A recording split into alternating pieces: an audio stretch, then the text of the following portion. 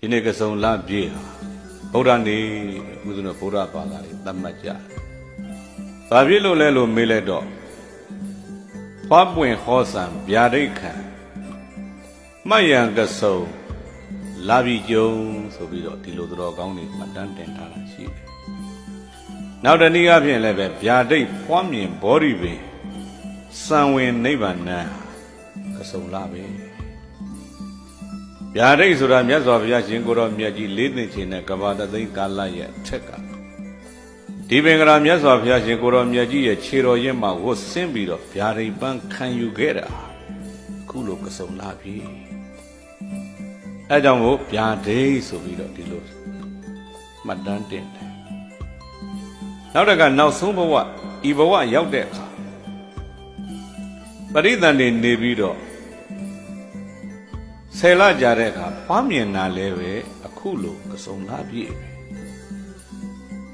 အဲ့ဒါကိုလေဒီဆရာတော်ကြီးကတန်တေယူကဆယ်လကြာသောတန်တေယူကဆယ်လကြာသောမဟာသက္ကရေ68ကျုံကစုံလာပြီတောက်ကြနေဝဲချမ်းမြေဆုံးစီလုံးမနီနိုင်မဟီလိုက်စုဖွာတော်မူသည်နတ်လူအောင်မြို့လမ်းမကိုနတ်လူအောင်မြို့လမ်းမကိုဒီလိုလေးမှတ်တမ်းတင်ထားတယ်။ဒါဥစ္စနုငယ်ငယ်ကြက်ခဲ့ရတဲ့ကြပြားလေးတွေပေါ့။တန်တေယူကဆယ်လကြာသောမဟာသက္ကရေ68ကျုံကစုံလပြေတောက်ကြနေဝဲမဟာသက္ကရေ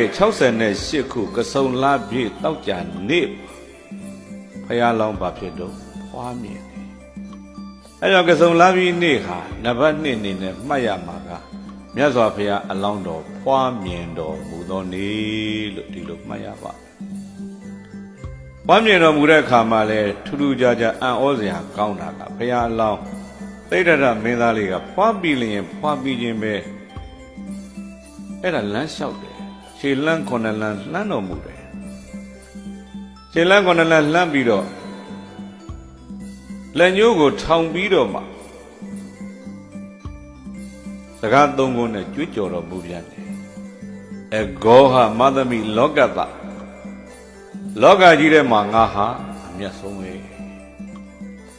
အယမန္တိမဇာတိဒီဘဝဟာနောက်ဆုံးဘဝပဲနတ္ထိဒါနိပုဏ္ဏဘဝနောက်ထပ်ဘဝသစ်ဆိုတာငါအတွက်မဖြစ်နိုင်တော့ဘူးဘုရားလောက်ရဲ့အံ့ဩစရာကောင်းတာဖွားပြီး